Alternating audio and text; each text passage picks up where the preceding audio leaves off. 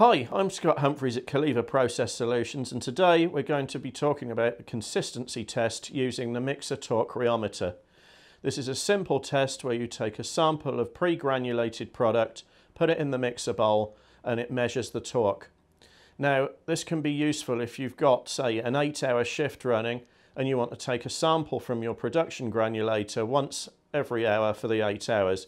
You can then measure the samples and compare the torque readings between all 8. Otherwise, you may have 2 or 3 production lines running the same product, and you can take samples from each one of those and compare the torque readings so you know that your granulation is consistent across the lines.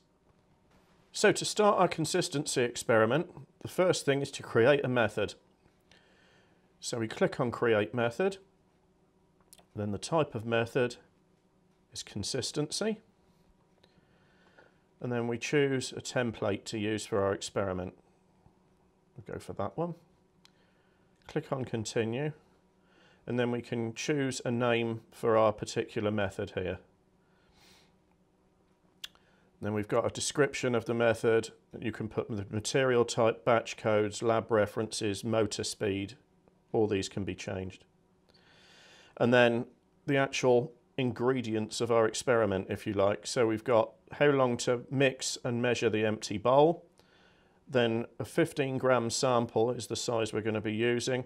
And then we're going to mix that for 30 seconds and then log the torque for 30 seconds. So it's literally a simple measurement. So we create the method there.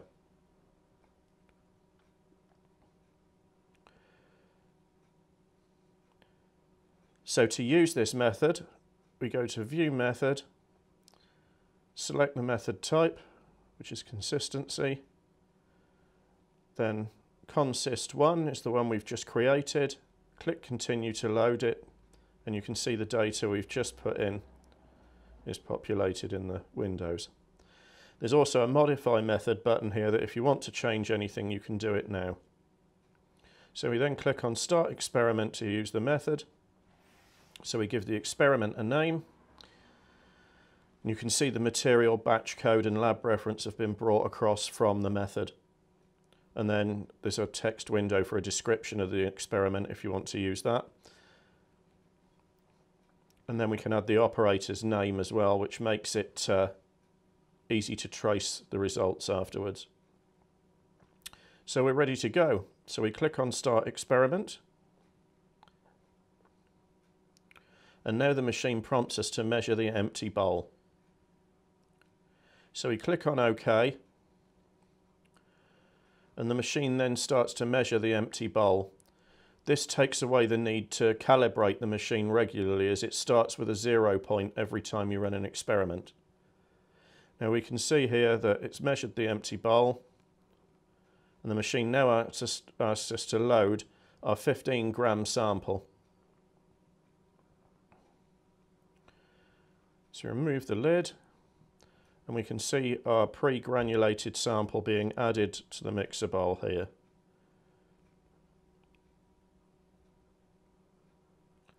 So we replace the lid and the safety cover.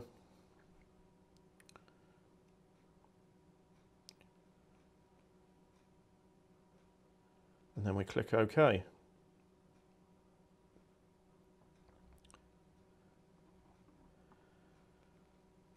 So the machine now mixes the granulated sample and logs the torque.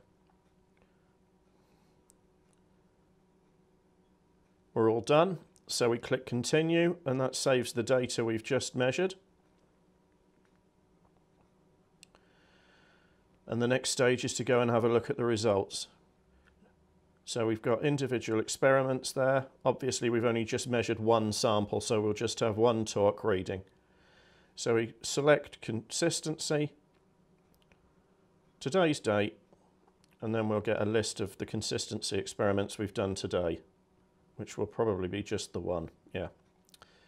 So we get the results, and then we just have a simple table produced where we get the torque measurement of the empty bowl, the torque measurement of the wet sample that we added, and then the difference.